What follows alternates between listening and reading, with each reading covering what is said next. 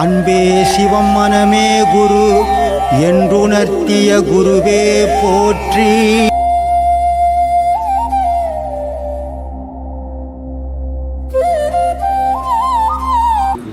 ஆமாம் சாமி. அப்போ கோமா ஸ்டேஜில் இருக்கவங்களுக்கு மனம் இல்லை இல்லைல்ல, அப்போ ஆனால் உயிர் இருக்குல்ல?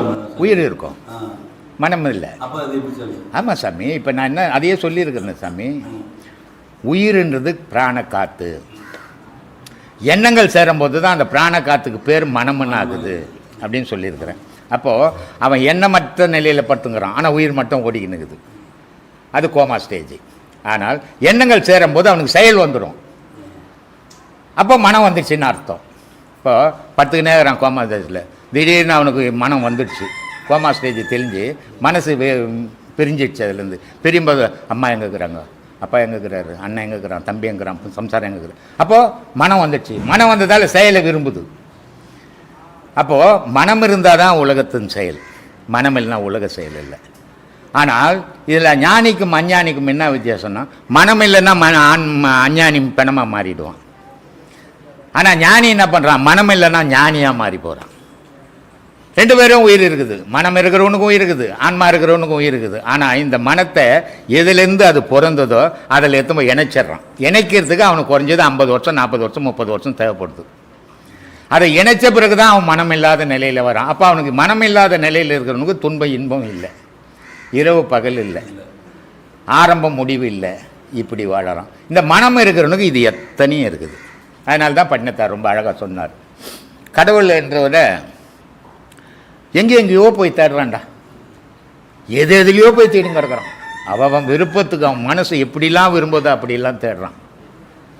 ஆனால் கடவுள் அப்படியா இருக்கிறான்னா இல்லைடா, அவன் ஒரே விதமாக தாண்டா இருக்கிறான் அப்படின்றான். எப்படிப்பா தேடணும், உள்ளுக்குள்ளவே உணர வேண்டும்.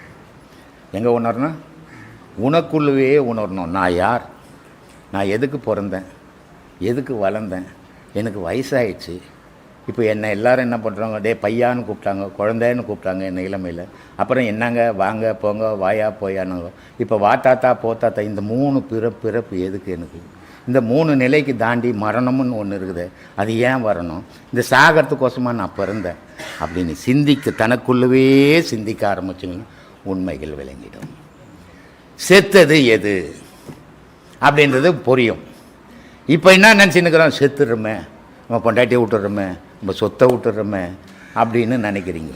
சாகவே இல்லை. நீங்கள் சத்தா பிறக்க போகிறதே இல்லை. நீங்கள் செத்துட்டா பிறக்க போகிறதே இல்லையா? அப்போ சாகவே இல்லை நீ. அப்போ எது சாகுது? உடல் தாண்டா சாகுது, உன் ஆன்மா சாகவே இல்லைடா. இந்த சாகாத ஆன்மாவை வச்சுக்கின்னு நான் செத்து போகிறேன், நான் செத்து போகிறேன் செத்து போகிறேன்னு சொல்லி கிடக்குறேடா. எவ்வளோ அறியாமல் இல்லைடா இருக்குடா. ஒரு புது ஷர்ட்டு தைச்சி போட்டேன், ரொம்ப அழகான ஷர்ட்டு போட்டு 4 கல்யாணத்துக்கு போனேன், கம்பீரமாக இருந்தது. ஆனால் கீஞ்சி போனேன். அந்த புது ஷர்ட்டு நல்ல ஷர்ட்டு, இவ்வளோ கல்யாணத்துக்கு போன ஷர்ட்டுன்னு போட்டு போவியா? போட மாட்டேன். அதை தூக்கி போட்டுட்டு வேறு ஷர்ட்டு போட்டுக்குவேன். இந்த ஆன்மா இந்த உடல் என்ற ஷர்ட்டை அப்பப்போ தூக்கி போட்டு வேறு புது ஷர்ட்டு தைச்சி மாட்டிங்குதுடா போடா அப்படின்ட்டான். அதனால் சொல்கிறான், உள்ளுக்குள்ளே உணர வேண்டும், உள்ளும் புறம்பும் அறிய வேண்டும், மெல்ல கனலை எழுப்ப வேண்டும், வீதி புனலில் செலுத்தம். வீதினா முதுகு தண்டு வழியாக செலுத்தணும். வீதின்றது முதுகு தண்டு. வீதி புனலில் செலுத்த வேண்டும், கள்ள புலனைந்தும் கடிந்து விட்டு. கள்ள புலனா திருட்டு போகிற புலன்கள்லாம் இது. அதனால் இது 5ஐயும் அழிச்சிட்டு ஆன்மாவோடு இணைஞ்சிட்றா. அதாண்டா கடவுளை பார்க்கறதுக்கு வழின்ட்டான். இப்படி போனோம். இது பேசணும். இப்போ 2 நிமிஷத்தில் இவ்வளோ விஷயத்தை பேசி முடிச்சிட்டேன். ஆனால் இது 2 நிமிஷத்தில் பேசின விஷயங்கள் முடியுமா அப்படின்னா 2 பிறவி கூட தேவைப்படலாம். இதுக்கு 8 வயசில் ஞான சம்பந்தருக்கு ஞானம் பிறந்தது. 8 வயசு, ஒன்றுமே தெரியாது, கடவுள் ஒன்று இருக்குதா இல்லையான்னு தெரியாது அவருக்கு. அந்த வயசில் அவருக்கு ஞானம் பிறந்து போச்சு. 80 வயசுலேயும் ஞானம் பிறந்தது அப்போ இருக்கு. காஞ்சிபுரம் வராங்க, ஞான சம்பந்தர் வந்துக்கிறாரு. ஞான சம்பந்தரை பல்லக்கில் வச்சு தூக்கின்னு போகிறாங்க. 8 வயசு குழந்தைய 60 வயசு 70 வயசு 40 வயசுக்காரன் பல்லக்கில் தூக்கின்னு போகிறான். ஏன்னா அவர் நடக்கக்கூடாது, தெய்வ குழந்தை அது அப்படின்னு தூக்கின்னு போகிறான். அப்போ அவர் பல்லக்கில் இருந்து சொல்கிறாரு, அப்பர்னு ஒருத்தர் இருக்கிறாரு, திருநாவுக்கரசன் ஒருத்தர் இருக்கிறாரு, அவரை நான் பார்க்கணுன்றாரு. அதை அவரும் பல்லக்கு சுமந்துன்னு போயின்னுக்கிறார். அதுலேயே அவர் தூக்கின்னு போகிறார். அப்போ சொல்கிறாரு, அடியே நீங்கள் தான் இருக்கிறேன் சாமி அப்படின்றாரு. இறக்குடான்னிட்டு என்ன பாவத்தை பண்ணிட்டியே, எனக்கு பாவத்தை சேர்த்துட்டியே, உன் வயசுக்கு என்னை தூக்க தகுமா அப்படின்றாரு. இல்லை ஐயா, நீ தாய்ப்பால் குடிச்சவன். தாய்னா இங்கத்தி தாய், பெற்ற தாய் இல்லை, அங்கத்தி தாய், உண்மையான தாய், அது ஒரே தாய் தான் உலகத்துக்கு. அந்த அமிர்தத்தை குடிச்சதால உங்களை தூக்கத்தில் தவறு இல்லைன்றார். அதுக்கப்புறம் 2 பேரும் சேர்த்து போகிறாங்க. இனிமேல் உங்களை யாருமே திருநாவுக்கரசர்னு கூப்பிடக்கூடாது, அப்பர்னு கூப்பிடணும், அவர் தான் பேர் வச்சது. ஆனால் அப்படிப்பட்ட மகானுக்கு திருக்காட்டுப்பள்ளியில் மனஸ்தாபம் வந்துடுச்சு. அடைச்சி வச்ச இந்த கோவிலை இவர் 10 பாட்டு பாடி திறக்கிறாரு, அவர் ஒரு பாட்டு பாடி மூடுறாரு. அப்போது அங்கே ரெண்டு அவ்வளோ பெரிய மகானுக்கு கூட சின்ன சஞ்சலம் வந்துடுச்சு. ஐயா, இனிமேல் நீங்கள் 2 பேரும், நம்ம 2 பேரும் ஒன்றா உதவாது, ஏன்னா வேற்றுமை வந்துடுச்சு. உங்கள் வழியில் நீங்கள் போங்க, என் வழியில் நான் போகிறோம், பிரிஞ்சிட்டாங்க 2 பேரும். இப்படி மகானுக்கே இந்த வேற்றுமை இருக்கும்போது அஞ்ஞானிக்கு வேற்றுமை வராதான் சாதாரண விஷயம். எப்போ வராது? எப்பெல்லாம் மகானுக்கு கூட மனம் வரும்போது வேற்றுமை வரும். எப்பெல்லாம் இந்த மனம் போய் ஆன்மாவோட சேரும்போது வேற்றுமை போயிடும். ஏன்னா உலகம் ஒன்றாவே தெரியும் அவனுக்கு. உலக மக்கள், உயிரினம் எதுவும் தெரியாது, கடவுள் மட்டும் தெரியும். அங்கே எங்கே வேற்றுமைக்குது? இங்கே மக்களாண்ட பார்க்கும்போது பல நிறங்கள், பல பேச்சுக்கள், பல விதங்கள், இதெல்லாம் இருக்கும்போது வேற்றுமை வருது மனசுக்கு. அப்போது மனம் இல்லாத நிலையிலே கடவுள் தெரிவான், கடவுள் தெரியாத நிலையில் மனம் வந்துடும். இதுதான் வித்தியாசத்தாமி. அப்போ மனம்ன்றது ஒரு மாயை. அந்த கடவுள் காட்சியை அதை மறைச்சியே வச்சுங்குது. ஏன்னா அது மறைச்சி வைக்கலைன்னா உலக செயலுக்கு அது எல்லாரும் ஞானியாக போனான், யாருமே பிறக்க போகிறதே இல்லை.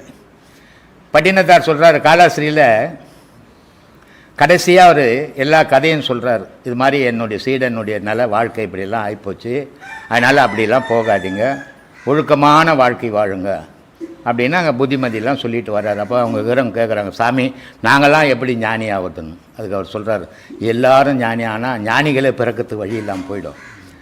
தூய்மையான பக்தி பண்ணுங்க. கடவுள்கிட்ட போய் பிஸ்னஸ் வியாபாரம் பண்ணாதீங்க. சாமி எனக்கு வீடு இல்லை, என் கார் இல்லை, என் பொண்ணு கல்யாணம் ஆகலை, என் பிள்ளைக்கெல்லாம் சாமி வந்து புரோக்கரா. இது அறியாமையில் அவங்க போய் பணாத்தின்னுக்கிற விஷயம். இது அஞ்ஞானம். இது மெஞ்ஞானத்தினுடைய தெளிவுன்னா இது ஏன் நடக்கலை, இதுக்கு ஏதோ ஒரு காரணம், முன் பிறவினோட தொடர்பு இருக்குன்னு தெரிஞ்சுக்கிறது மெஞ்ஞானத்தினுடைய நிலைமை.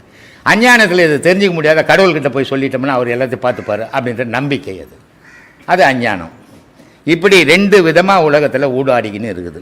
இந்த 2 விதத்தில் அஞ்ஞானத்திலேருந்து மெஞ்ஞானத்துக்கு வரணும்னா தன்னை உணர கற்றுக்கணும். அதுக்கு ஒரு சரியான உணர்த்தை குரு சொல்லி கொடுக்குற மாதிரி செய்யணும். குரு சொல்லி கொடுத்துட்டாருங்க எல்லாம் எனக்கு தெரியுங்கன்னா எவனும் ஒன்றும் தெரிஞ்சிக்க முடியாது. பிறவிகளை பற்றி சொல்கிறீங்க, அடுத்த பிறவிகளை எப்படி போக முடியுங்க பிறவிக்கு.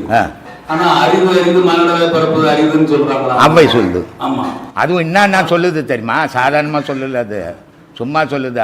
அரிது மனிதராய் பிறத்தல் அரிது, கூன் குருடு செவிடு வேடி நீங்கி பிறத்தல் அது. ஆடாடாடா, மனுஷனாக பிறகுது அற்புதமான பிறப்புப்பா. இந்த அற்புதமான பிறப்புலையும் குருடாகவும் செவிடாகவும் கூணாகவும் இந்த திருநங்கையாவும் பிறக்காமல் பிறந்துக்கிட்டமா அற்புதமான பிறவிடா. இப்படிப்பட்ட பிறவி வச்சுக்கின்னு அநியாயமாக உலகத்தில் அழிஞ்சு போயின்னுக்கிறியாடா. இந்த பிறவி வந்ததே கிடைச்சதே நீ கடவுள் அடையிறதுக்கு தான்டா.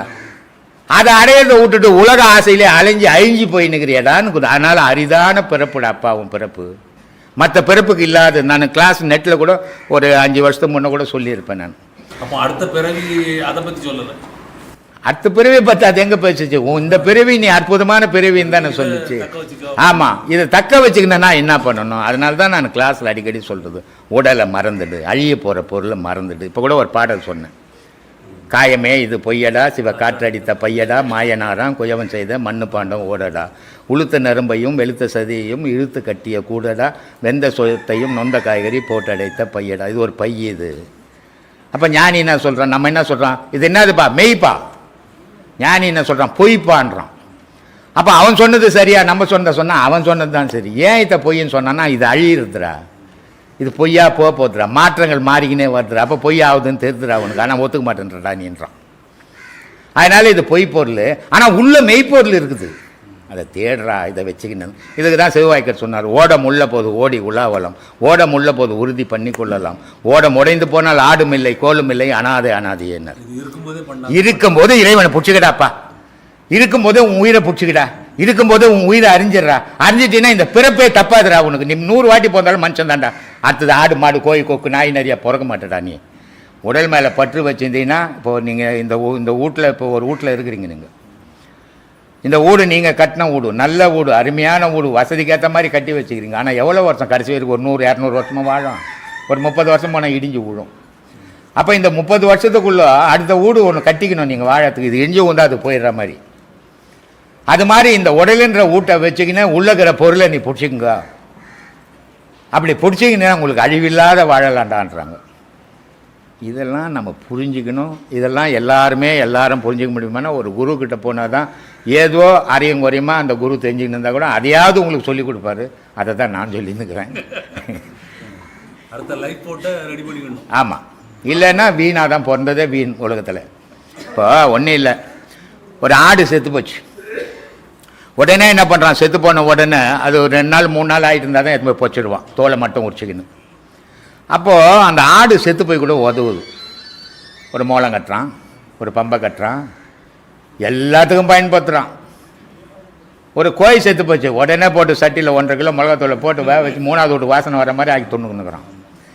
இது செத்து இவ்வளோ அற்புதமான உடல் செத்து போனால் ஊர் உள்ள பொதிக்கலைங்க. ஆடு மாடை ஊர் உள்ள பொதிக்கிறான். இவனை ஊரை விட்டுல தள்ளி ஏற்ற போகிறான். இருக்கும்போது நைனா உன்ன மாதிரி நைனாவே இல்லை நைனான்றான். பொண்டாட்டி சொல்கிறான், ஐயோ உலகத்தில் உன்ன மாதிரி பொறுத்தனே நான் பார்த்தேன், ஏன்னா மொத்தமாக கொடுக்குறியா? கொடுக்கலன்னா ராத்திரி விட்டு கட்ட தான் உனக்கு. அதனால் உன்ன மாதிரி பொறுத்தனே இல்லைன்றான். உன் பொண்ணு சொல்லுது, எப்பா உன்ன மாதிரி அப்பா யாருப்பா இந்த உலகத்தில் இருந்து. இவ்வளோ புகழ்ந்த உடல் விழுந்த ஒன்று ஊருக்கு வெளியே தூக்கின்னு போகிறான். ஆடு மாடை ஊருக்கு உள்ளே பொதிக்கிறான். ஆனால் நீ உன்னை இவ்வளோ புகழ்ந்துட்டு ஊருக்கு வெளியே ஒரு நாளானா யோசித்து பார்த்தீங்களா?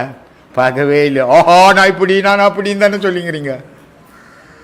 காரணம் எதுக்குமே அதான் சொல்கிறான் பாம்பாட்டி. டேய் ஒரு பிளாஸ்டிக்லாம் ஒஞ்சி போனால் கூட எத்தனை போட்டால் ஒரு 4 கொடுப்பான்டா, அதை இன்னொரு பொருளாக செய்துருவான்டா. நீ ஒஞ்சி போனால் என்னால் கொடுப்பான். உடையத்துக்கு முன்னே உருவாக்கிக்கிட்டா உன்னன்னா. இதை தான் சாமி நான் சொல்லிங்கிறேன். நான் கடவுளை எங்கேயும் வெளியே தேடுன்னு சொல்ல மாட்டேன். இந்த கோயிலுக்கு போ அந்த கோயிலுக்கு போ பரிகாரம் கரிகாரம் இதெல்லாம் நான் சொல்கிறதுக்கு எனக்கு நம்பிக்கையும் கிடையாது. கடவுள் மனுஷனுக்குள்ளே இருக்கிறேன், அது ஊர்ஜிதமான உண்மையா நான் உணர்ந்தேன், பார்த்தேன், அனுபவிச்சேன். அதை எல்லாரும் அனுபவிங்கன்றதுக்காக தான் இந்த நெட்டில் பேசின்னு இருக்கிறேன். தவிர நான் ஏதோ கதை சொல்லி பொறுப்பு நடத்தணும் எனக்கு அவசியமே கிடையாது. ஏன்னா எனக்குன்னு ஒரு தொழில் கொடுத்துக்குறான், எனக்கு ரிட்டையர்மெண்ட்டுக்கு தான் சம்பளம் கொடுத்துக்குறான், பென்ஷன் கொடுத்துக்குறான், எல்லா வசதிகளையும் எனக்கு கொடுத்துக்குறான். நல்ல பிள்ளைங்க, நல்ல மருமகளுங்க உட்காந்தன்னா எல்லாம் செய்து போடுறேன். நான் என் ட்ரௌசரை கூட இது வரைக்கும் துவைச்சதில்லை. இவ்வளோ வயசில் மருமகளுங்க தான் துவைச்சி போடுறாங்க. நான் உட்காந்தேன்னா தண்ணி சுடு தண்ணி தான் கொடுப்பாங்க, பஸ் தண்ணி கொடுக்க மாட்டாங்க, தண்ணி வச்சு ஊற்றுவாங்க. இந்த மாதிரி மருமகளுங்க பிள்ளைங்க அமையத்துக்கு நான் எந்த பிறவியில் புண்ணியம் பண்ணணும் எனக்கு தெரியாது. ஆனால் இந்த பிறவியில் நடந்துக்கிட்டு இதெல்லாம் இந்த மாதிரியான வாழ்க்கை நீங்களும் வரணும் வாழணுன்றதுக்காக தான் இவ்வளவும் சொல்லின்னுக்கிறேன்.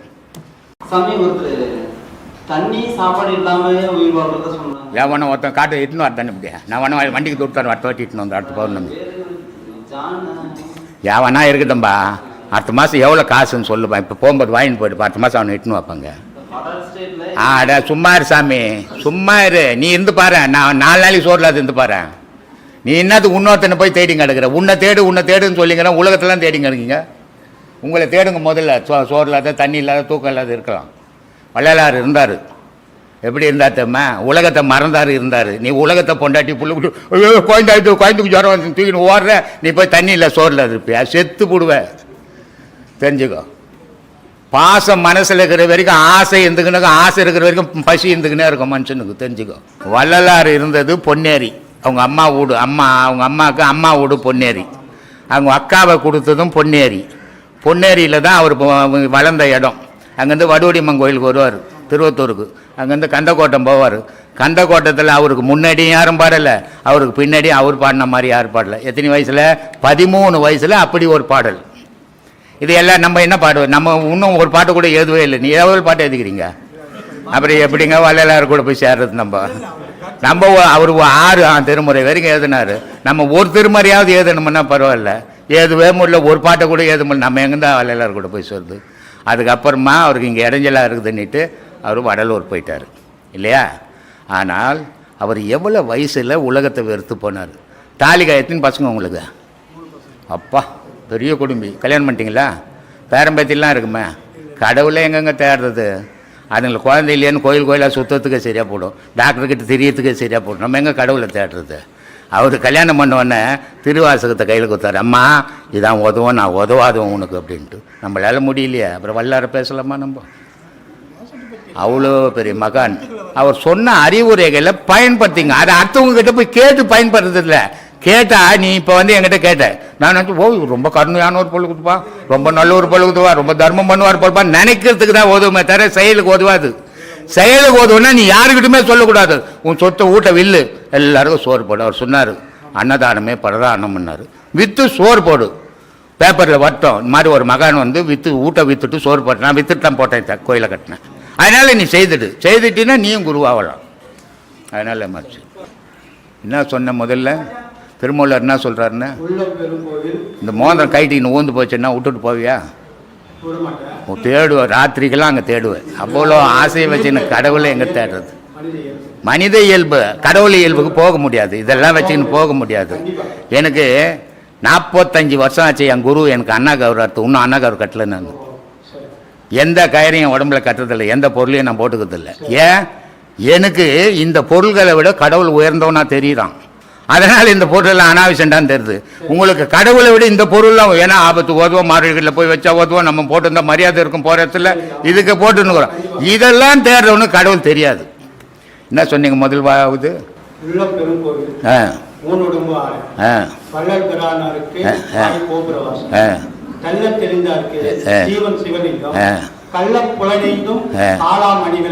என்ன சொன்னாரு? என்ன புரியலையா? குத்து விளக்கு எத்தனை விளக்கு போட்டு ஏத்துற? இது உனக்கு எத்தனை இருக்குது? ஒரு முகமாகுது. முகத்துல எத்தனை பாருக்குது? கண்ணு மூக்கு வாயினுக்குது. ஒரு முகம் என்ன கண்ணெல்லாம் இல்லாத இருக்கிற நிக்கிற. இதுதான் விளக்கு, அதான் குத்து விளக்கு. 5 விளக்கு தெரி போட்டு கொளுத்துறமே, அதான் மணி விளக்கு. அது உனக்குள்ளே எரிஞ்சுங்குது. ஆனால் உனக்கு பார்க்கறதுக்கு வயசு இல்லாத போயிடுச்சு. பாவம், என்ன பண்ணுறது, கஷ்டம்தான். இனிமேல்லாம் பார்க்க முடியாது. அதனால் இப்படியே ஏதோ கேட்டுன்னு தெரிஞ்சுன்னு போகலாம். இதை தான் சொன்ன, ஊனுடல் ஒரு பெருங்கோயில், உள்ளம் ஒரு ஆலயம், கள்ள புனல் நீக்கி கருத்தோடு இருப்போருக்கு தெல்ல தெளிவான பழஞ்சோதி தோன்றுப்பேன். அதை தான் சொல்லி கடவுளை போய் ஊராக தேடாதடா. குருவை எத்தனை குருக்குறாங்க உலகத்துலேருந்து தேடாத. ஒரே குரு கிட்ட போ, ஒரே மாதிரி போ, அப்போ தான் உண்மை விளங்கும். அங்கே உபதேசம் வாங்கிட்டு இங்கே வந்து கேட்டினா உண்மையே விளங்காது. ஏன்னா அவரும் சொல்லிப்பார், நான் அவன் சொல்லுவேன். அப்படிதான் ஆகும். இப்ப அவர் சொன்னார் வள்ளலாரு, ஒன்றும் செய்யாது இது மட்டும் செய்கின்றார். நான் என்ன சொல்றேன், உனக்குள்ள கடவுளை தேடுன்றேன். இப்ப அவர் சொந்தம் நான் சொந்தம் வேறுபட்டு போச்சு. அவர் பெரிய மகா நானி. அப்போ அவரு கேட்டது அவர் சொன்னாரு, எனக்கு கேட்டது நான் சொல்றேன். இப்ப என்ன ரெண்டுக்கும் நடுவில் எதை செய்யுது? அவருன்னா இப்படி சொல்லிக்கிறேன், இவருன்னா இப்படி குழப்பம் தான் வரும். அதனால ஒரு குரு கிட்ட போக கிடையாது. போயிட்டீங்கன்னா அங்கேயே கடைசி வரைக்கும் இந்த நேரம் உண்மை விளங்கும். அதனால தான் சொன்னான், ஒன்றை பிடித்தோர்க்கே உண்மை வசப்படுமே. அங்காடி நாய் மாதிரி அலையாது, கட்டாத நாய் எல்லாம் காவலுக்கு ஒப்பாதேன்ட்டான். மனசை முதல்ல கட்ட தெரிஞ்சுக்கும், அப்போதான் உயிருக்கு ஆபத்து இல்லாத இருக்கும். என்ன அங்காடி நாய் மாதிரி கருத்தரு நாய்க்குத ஒரு ஊட்டாண்டை நிற்காது, எல்லா கடையாண்டையும் போவோம். ஏன்னா டீ கடை நின்றா புரண்டோம், 2 புறப்பட்ட அதை துன்பட்டு இன்னொருத்த வந்தால் புரண்டோம். அது மாதிரி ஆயிடாதுடா, ஊட்டு நாய் மாதிரி ஆசைப்பட்டியே படு, உன் மனசை அப்படி கட்டி வையின்னு சொன்னேன். ஒரு தவறும் இல்லைப்பா, தவறே கிடையாது. எல்லாம் கேட்டு தெரிஞ்சுக்க வேண்டியதுதான், தவறே கிடையாதுப்பா. இதெல்லாம் நான் தவறுன்னு சொல்ல மாட்டேன். இதெல்லாம் எல்லாமே எல்லாருக்குமே தெரியாது. இப்போ எனக்கு கூட நான் இவ்வளோ பேர் ஆயிரக்கணக்கான பேரை உட்கார வச்சு பேசின்னுக்கிறேன். இந்த பேசுறதாலேயோ கேட்கறதாலேயோ எல்லாம் எனக்கு தெரியும். நான் எப்பவுமே சொல்றதே கிடையாது. இருக்கட்டா அவர் அந்த பாவத்தை கட்டிக்கிறார், நம்ம ஏன் அதை தடுக்கணும்?